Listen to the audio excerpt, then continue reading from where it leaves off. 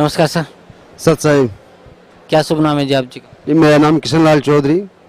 Sir कहाँ से आए सर? मैं गांव फतेहगंज परासिया, तहसील उनेरा, जिला टोंक, राजस्थान से हूँ सर।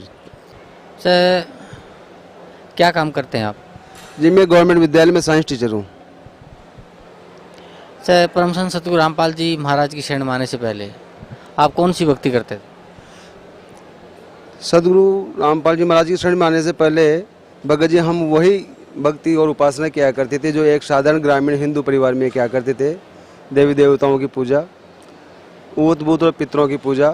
और इनके अलावा 1990 से गीता प्रेस गोरखपुर से जो कल्याण पत्रिका प्रकाशित होती है, वो कल्याण पत्रिका का मैं नियमित पाठक रहा हूँ 1990 से 97 तक।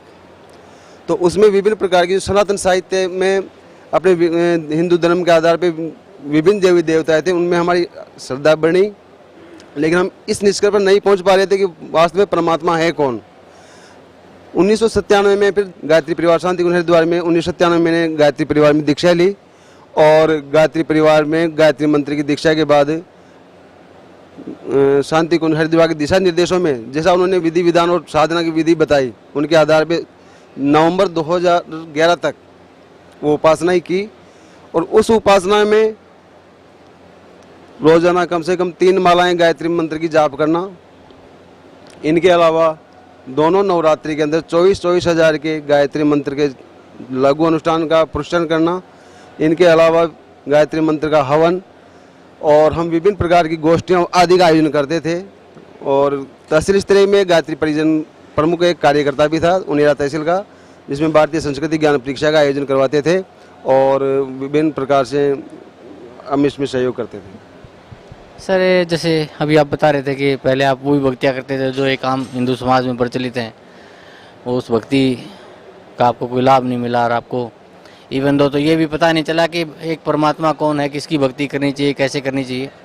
और इसी भूल भुलैया में आप पहुंच गए हरिद्वार, गायत्री परिवार से आप जुड़ गए और उनके द्वारा बताई गई विधि विधान के अनुसार आपने भक्तियाँ की, आपने अनुष्ठान भी बहुत किए। तो सर ये सब जो भक्ति आपने की, उस भक्ति का आपको क्या लाभ मिला? 26 जनवरी 2001 को गुजरात में भयंकर भूकंप आया था। तो गायत्री परिवार से एक अखंड ज्योति पत्रिका निकलती है, अभी भी निकल रही है वो अखंड ज्योति पत्रिका और युग निर्माण योजना और प्रज्ञा अभियान पाक्षिक। तो उस प्रज्ञा अभियान पाक्षिक में एक समाचार छपा था कि गुजरात में जो लाखों लोग उस भूकंप में मारे गए थे, उन भूकंप में मरने वालों में एक भी गायत्री परिजन नहीं था और किसी भी गायत्री परिजन की किसी भी प्रकार की जनधन की हानि नहीं हुई है। उस समाचार से हमारे अंदर दृढ़ता आई और हमने अपनी पूरी निष्ठा के साथ गायत्री मंत्र का जप और विधि विधान के आधार पर अनुष्ठान शुरू कर दिए। लेकिन नवंबर 2011 में पंडित श्री राम शर्मा आचार्य जी के जन्म शताब्दी समारोह के अंदर 1551 कुंडीय यज्ञ था। उस यज्ञ में जन्म शताब्दी समारोह का यज्ञ था, उसमें हमारी भागीदारी थी। मैं मेरे साथियों के साथ शांति कुंज हरिद्वार गया हुआ था और वहाँ पर जो यज्ञ का मेन वेदी थी, हमारे आंखों के जस्ट सामने वहाँ भगदड़ हुई और कम से कम 22 गायत्री परिजन मारे गए। उसके बाद में मेरे मन में आचार्य जी के प्रति थोड़ी श्रद्धा कम हो गई और गायत्री मंत्र से जो मेरे अंदर जो निष्ठा थी, जो दृढ़ता वाली भावना थी, वो अचानक ख़त्म हो गई और मैं भक्तिहीन हो गया एक तरह से। उस समय हम आचार्य जी को महाकाल का अवतार और शांति कुंज को महाकाल का घोंसला कहा करके बड़े प्रसन्न हुआ करते थे। और सदगुरु रामपाल जी महाराज के चरणों में आने के बाद हमें पता चला कि महाकाल कौन है और उनकी क्या स्थिति है। सर परम संत सतगुरु रामपाल जी महाराज की शरण में आप कैसे आए? भगत जी, नवंबर 2000 के हादसे के बाद मैं बिल्कुल भक्तिहीन हो गया था, कहीं भी मेरी श्रद्धा नहीं थी। तो उस समय मैं क्या था, मैं साइंस हैंड आदमी हूँ और मैंने कभी साहित्य पढ़ा नहीं था। लेकिन मैंने नौकरी में आने के बाद मैंने हिंदी से एमए किया था और उस एमए हिंदी के अंदर एक पेपर, एक कवि का होता था। उसमें विद्यार्थी अपनी चॉइस के आधार पर कोई भी एक कवि चूज करता है, सूरदास हो, तुलसीदास जी हो, रहीम जी हो, कबीर जी हो, कोई भी। तो मैंने कबीर साहब का पेपर चूज किया था और वो पेपर 15 नंबर के उसमें क्वेश्चन आते थे और पास होने के उद्देश्य से पासबुक में से उनके कबीर साहब के पदों को हम पढ़ते थे और उन पदों को पढ़ के हम पास हुए। और जब नवंबर 2011 की घटना के बाद में जब कहीं भी हमारा मन नहीं लगा तो वो कबीर साहब की वो पद बार बार रह रह के मन में याद आते थे। उनका जो रहस्यात्मकता थी, 8 नंबरों का विरोध था, वो सारी बातें हमारे मन को बार बार प्रेरित करती थी कि क्यों ना हम कबीर साहब का कोई साहित्य पढ़ें या उनसे कहीं कोई साहित्य मिल जाए तो हम उनसे प्रेरणा लें। और इसी उधेड़बुन में, क्योंकि मैं गायत्री परिजन था और स्वाध्याय मेरे जीवन का अंग था, मैं रोजाना घंटा आधा घंटा रोज स्वाध्याय करता था, अब भी करता हूँ।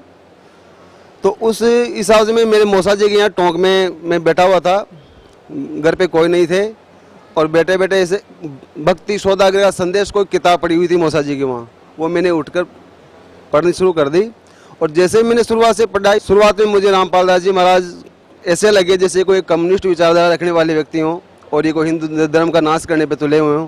लेकिन जैसे जैसे मैं 3-4 पन्ने आगे पढ़े तो वहाँ पे विभिन्न संतों की जो वाणियाँ थी वो वाणियाँ मेरे मन के आर पार निकल गई और मैंने मौसा जी से कहा कि मौसा जी मैं ये किताब ले जाना चाहता हूँ और इसको मैं पढ़ना चाहूँगा। दूसरे दिन तक मैंने वो किताब कंप्लीट कर ली और उसमें आश्रम के फ़ोन नंबर लिखे हुए थे। आश्रम के फ़ोन नंबर पे मैंने बात की और यहाँ से मुझे एक किताब निःशुल्क और प्राप्त हुई, ज्ञान गंगा नाम से। उस ज्ञान गंगा किताब को पढ़ने के बाद मेरे मन में और लगभग दोनों किताबों का मैटर एक जैसा ही था, मेरी जिज्ञासा ही और तीव्र हो गई। संयोग से क्या हुआ कि हमारे गांव से 25 किलोमीटर के लगभग एक हमारे जान पहचान वाले थे, वो यहाँ आए हुए थे और यहाँ आकर यहाँ से 2 साहित्य लेके गए थे, गहरी नजर गीता में और आध्यात्मिक ज्ञान गंगा। तो मैंने जैसे फ़ोन पर उनसे बात की, मैंने कहा भगत जी ऐसे ऐसे करना, भगत जी शब्द हम उस समय यूज़ नहीं करते थे। तो कहना हाँ वहाँ की 2 साहित्य मेरे पास है। तो मैं उसी समय मोटरसाइकिल लेके उनसे दोनों ग्रंथ लेके, और जब तक वो ग्रंथ पूरे नहीं हो गए मैं उनको पढ़ता रहा और पढ़ने के बाद ऐसा आनंद आया और ऐसे विचार बने कि ज़रूर कहीं न कहीं कुछ है तो यही है। और मैंने परमात्मा से प्रार्थना की कि अगर आप में कुछ शक्ति है तो मुझे ज़रूर इसका कुछ वो दें।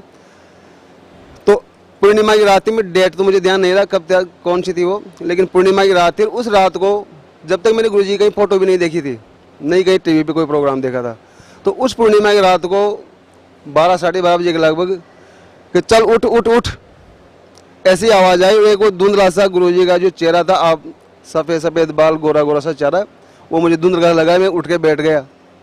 मैंने कहा ये क्या हुआ? तो मैंने सोचा भाई कहीं ये तो काल के जाल आते रहते हैं। कुछ दिनों बाद में फिर ऐसा ही हुआ। फिर मैंने सोचा कि क्यों ना हम जो मन में हमारे वो थे बातें, भाई गुरुजी हमें कुछ ऐसा करें, तो वो है ये बात। वहाँ हमने उसी भगत जी से कहा भगत जी हमें वहाँ लेके चलो आप। तो भगत जी ने कहा कि ठीक है, आप जयपुर से 25 प्रकार गाड़ी जाती है जयपुर हिसार, उसमें निकल जाओ। तो मैंने कहा नहीं, मैं कभी इधर गया नहीं, आप हमारे साथ चलो। तो भगत जी हमारे साथ आए और यहाँ पे हमने नाम दीक्षा ली। नाम दीक्षा लेने के बाद मुझे पता चला और एहसास हुआ कि वास्तव में कोई मूल मंत्र थे। प्रथम मंत्र में भी हमने पता चल गया कि मूल मंत्र थे तो यही थे जो सदगुरु रामपाल दास जी महाराज ने हमें प्रदान किए हैं। सर पहले आप परंपरागत जो भक्ति करते थे और उसके बाद आप गायत्री परिवार शांति कुंज हरिद्वार से जुड़े और उन्होंने जो इस भारत वर्ष की धरा पे मैं समझता हूँ बहुत बड़ी त्रासदी आई थी 26 जनवरी 2002 को गुजरात में जो भूकंप आया था। अपने भक्तों को मिसगाइड करने के लिए उन्होंने एक मिथ्या प्रचार किया कि उस भूकंप में जहाँ लाखों लोग मारे गए थे तो गायत्री परिवार से जुड़ा किसी साधक को कोई क्षति नहीं हुई। और अभी आप बता रहे थे कि उन्हीं के अनुष्ठान में जो उनका मेन अनुष्ठान था शांति कुंज हरिद्वार में, उसमें भगदड़ में 22 लोगों की जाने गई।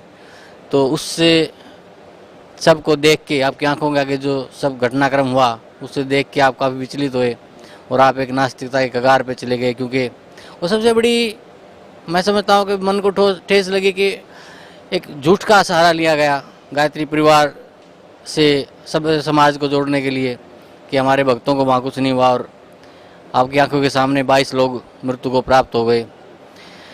उसके बाद आप नास्तिक हो गए और फिर आप परम संत सतगुरु रामपाल जी महाराज की आपके ऊपर दया हुई कि उन्होंने आपको सोते से जगाया और सतलोक आश्रम बरवाला में ला के आपको वो सतभक्ति और शास्त्रानुकूल साधना दी, जिसे पाने के लिए बड़े बड़े साधक, बड़े बड़े ऋषि मुनि प्रयासरत रहते हैं, उन तपस्या भी करते हैं उसके लिए, लेकिन उस ज्ञान को वो छू भी नहीं पाते, प्राप्त करने की तो बात दूर है।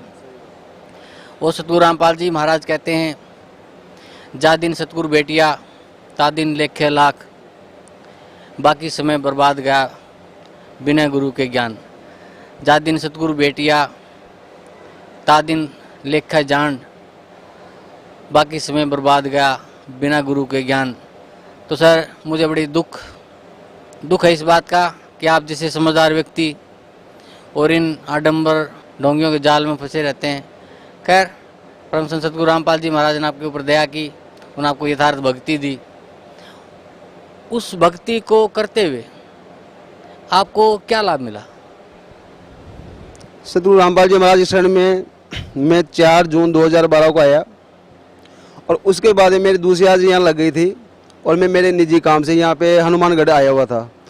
तो शाम को मैं घर से मोटरसाइकिल चलाता टोंक के लिए, टोंक से बस जयपुर के लिए आती है। तो जब मैं घर से चला तो मेरे दाएं पैर में यहाँ पे खुजली चल रही थी, थोड़ी सी सूजन थी, तो मैंने उस पर कोई विशेष ध्यान नहीं दिया और मैं रात भर सफ़र कर रहा, मैं बस में करके हनुमानगढ़ पहुँच गया। हनुमानगढ़ जब पहुँचा सुबह 5:30 बजे, तो वहाँ देखता हूँ मेरे पैर में ज़्यादा सूजन आ गई और मुझसे चलने में भी मतलब अब सामर्थ्य नहीं रही थी। वहाँ हम बैठ के कैंटीन में चाय पी रहे थे, तो चाय वाले ने कहा कि भाई साहब ये क्या हुआ, और उसमें 2 फलक भी हो गए थे। तो मैंने कहा ना भाई ये पता नहीं क्या हो गया, कोई बैठे बैठे हम सारी रात बैठ के आ रहे हैं इसलिए सूजन आ गई। नहीं भाई साहब ऐसी कोई जहरीला कीड़ा खा गया। भाई मैंने कहा हो सकता है, मुझे तो पता नहीं कहाँ खा गया। तो हम उस दिन सारा काम करके वापस घर पे गए। शाम को घर पहुँचते ही मैंने आश्रम फ़ोन किया, एक भगत जी से फ़ोन किया, भगत जी ऐसे ऐसे मेरे साथ ऐसा हुआ है और हमारे गांव में इस प्रकार जहरीली कीड़े खाने इस पर तेजा जी महाराज के यहाँ जाते हैं और वहाँ पे जोत बत्ती वगैरह लगाते हैं। परमात्मा का साफ आदेश है कि जो कुछ भी करना है आपको परमात्मा के नाम से केवल कबीर परमेश्वर को करना है और किसी को कुछ नहीं करना है। तो यहाँ से हमें यही आदेश मिला कि आप हॉस्पिटल में दिखा सकते हैं, किसी के आप जाएंगे नहीं देवस्थान पे। तो मैंने रात घर वालों ने भी ये डिक्लेयर कर दिया कि भाई तेरे तो जहरीला कीड़ा खा गया और सुबह तो हालत ख़राब हो जाएगी तेरी, और सुबह आपको जरूर वहाँ तेजा जी महाराज के यहाँ लेके चलेंगे और जोत वो जलाएंगे। मैंने परमात्मा से रात को प्रार्थना की कि परमात्मा मेरी श्रद्धा को आप संबल देना, मेरी निष्ठा को दृढ़ करना, और रात भर में मेरे साथ जो कुछ हुआ भगत जी, परमात्मा ने रात को ही नींद में मुझे एक ऐसी कहानी सुनाई। मैं खुद एक किसान परिवार से हूँ।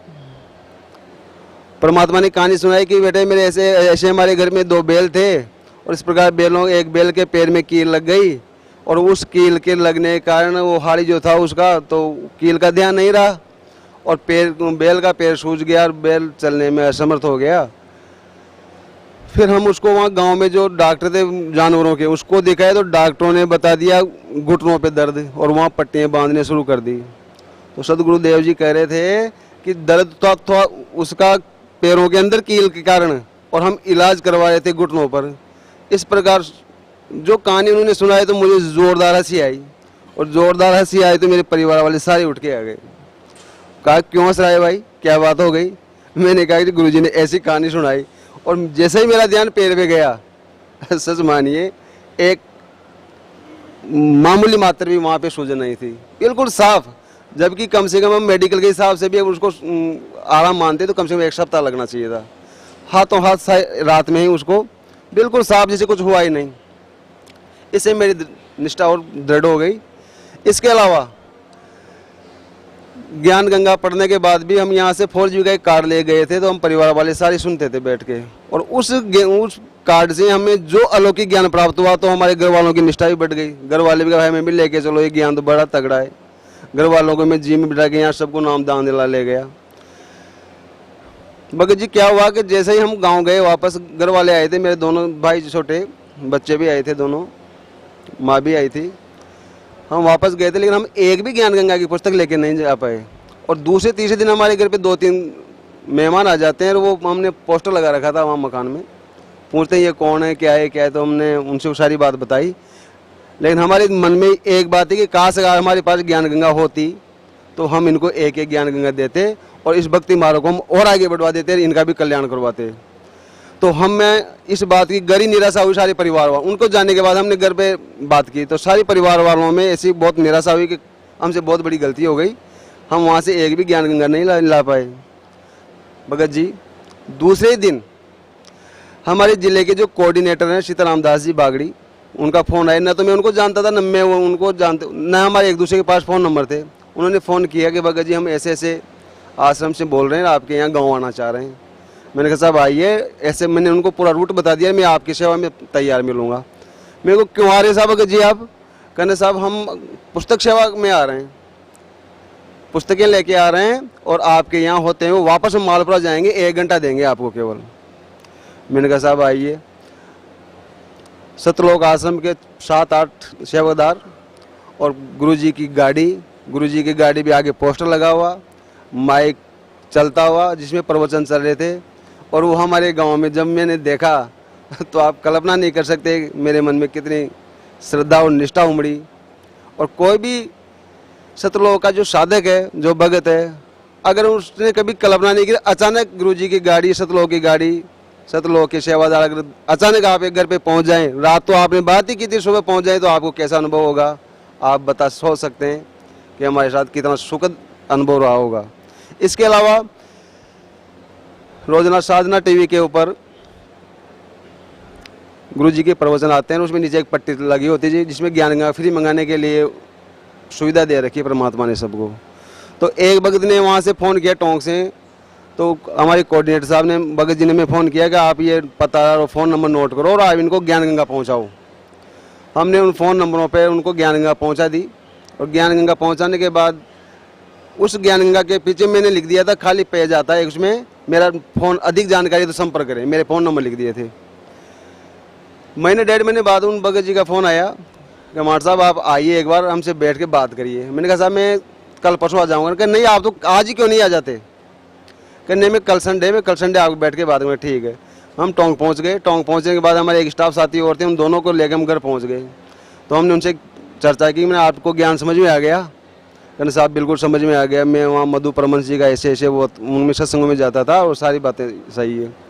अच्छा, तो अब मैंने कहा आपको इस मार्ग में जाने के लिए सारी तो बुराइयाँ छोड़नी पड़ेगी, और आप अगर बीड़ी तंबाकू सिगरेट कुछ पीते हो तो इनको भी त्यागना पड़ेगा, तब आप परमात्मा के शरण में जाना, पहले अपने आप को शुद्ध कर लेना। कहने जी मैंने हमने सामने छोड़ दिया, लेकिन हमारे साथ एक अजूबा हो गया। मैंने क्या हुआ जी?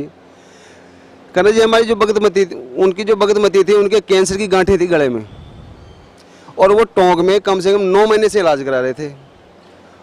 उनका मतलब ऑपरेशन तो हुआ नहीं था, लेकिन मेडिकल दवाई वो ले रहे थे। दवाई लेते लेते उनको मतलब कुछ ही फायदा नहीं हुआ। डॉक्टर ने बोल दिया कि आप जयपुर जाइए और वहाँ पहले इसकी जांच करवाइए, हमें लगता है कि कैंसर है। तो कहना जी हमने देखो वो बैग जमा लिया और सुबह जयपुर जाने की तैयारी में थे, और रात को दोनों ने परमात्मा को ये मान लिया कि परमात्मा हम आपकी शरण में हैं, कुछ भी हो जाए लेकिन इसके कैंसर नहीं आना चाहिए जांच के अंदर। तो कहना सुबह साहब हम नहा धो के जब जाने के तैयार हुए हैं और देखा तो भगतमती की गांठें गायब हो गई थी जी। और वो भगतमती आज भी यहाँ सत्संग में बैठी हुई है। मार साहब आप हमें वहाँ लेके चलो। मैंने कहा जी मैं आगे वाले संडे में जो आ रहा है सत्संग, वहाँ उनमें आपको लेके चलूँगा। तो वो मैंने बता दिया ऐसे जयपुर से आप गाड़ी में बैठ के निकल जाना। तो वो संडे का उन्होंने इंतजार नहीं किया, वो दूसरे दिन यहाँ आ गए, नाम दीक्षा ले गए, और आज भी वो भगत जी यहाँ पे बैठे हुए हैं। फिर मैंने फ़ोन पे बात किया उनसे, मैंने कहा भगत जी क्या रहा? कहने साहब हम जाए वहाँ पे।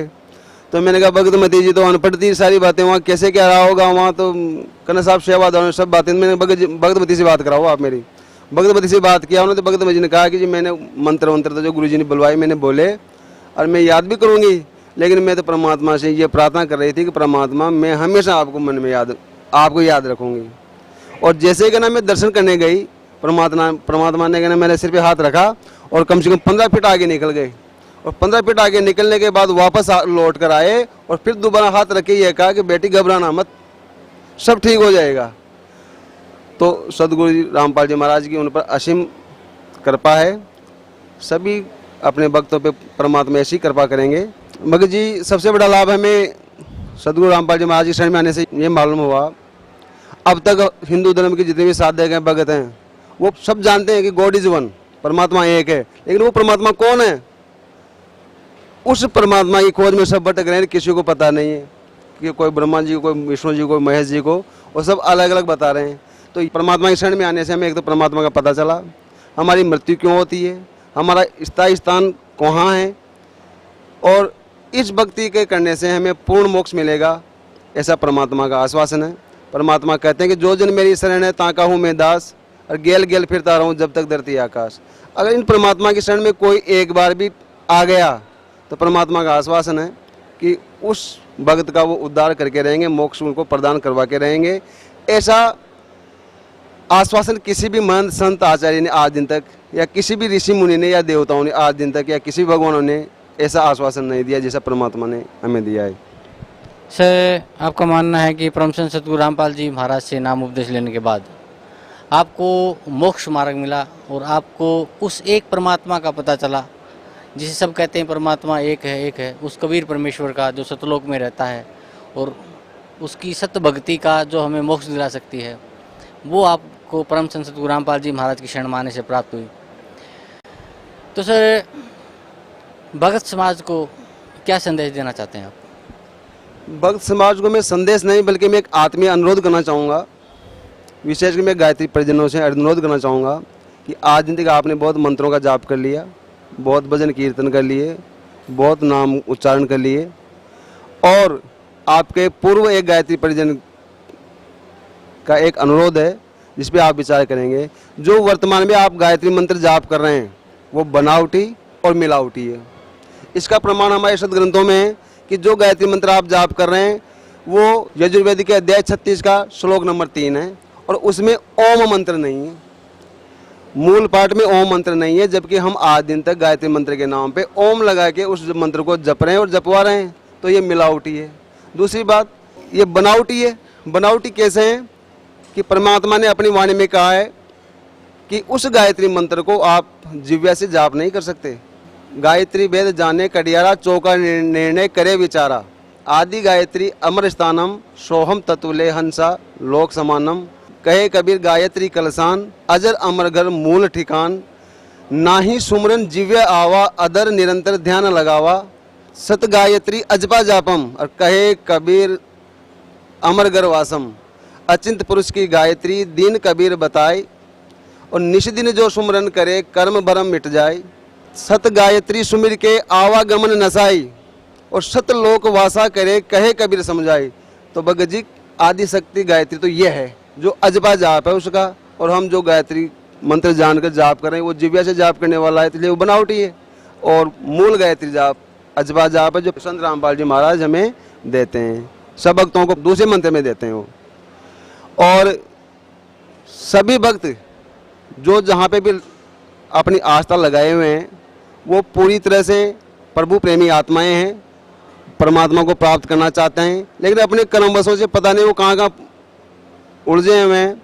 तो वो एक बार जीवन में कम से कम एक बार सतलोक आश्रम में तीर्थ के रूप में एक बार यहाँ जरूर आएँ, अपना परमात्मा से अपना नाम लें। और अनंत कोटि ब्रह्मांड के नायक हैं वो वर्तमान में साकार रूप में सदगुरु रामपाल दास जी महाराज के रूप में हमारे सामने मौजूद हैं, उनसे नाम दीक्षा लेकर अपना कल्याण करवाएं। सत साहिब। सर, आप टीचर हैं और इंटेलेक्चुअल सोसाइटी से जुड़े हुए हैं, यानी कि पढ़े लिखे समाज से आप संबंध रखते हैं।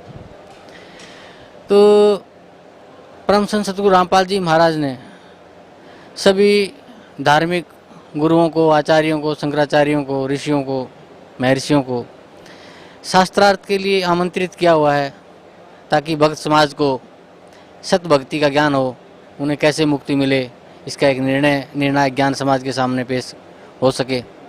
तो क्या कहना चाहते हैं आप, कैसा लगता है आपको जब परम संत सतगुरु रामपाल जी महाराज ने इन संतों को आमंत्रित किया तब? हमें बहुत अच्छा लग रहा है, और जो भक्त इस बात को जानते हैं कि परम गुरु सतगुरु रामपाल जी महाराज ने सभी आचार्यों, महर्षियों, मंतों, मठाधीशों, विद्वानों जो विभिन्न धर्मों के प्रमुख हैं उनको रजिस्टर्ड एडी लिखा है कि आप आइए, आपका काम भी जनता का कल्याण करना है, मेरा काम भी जनता का कल्याण करना है।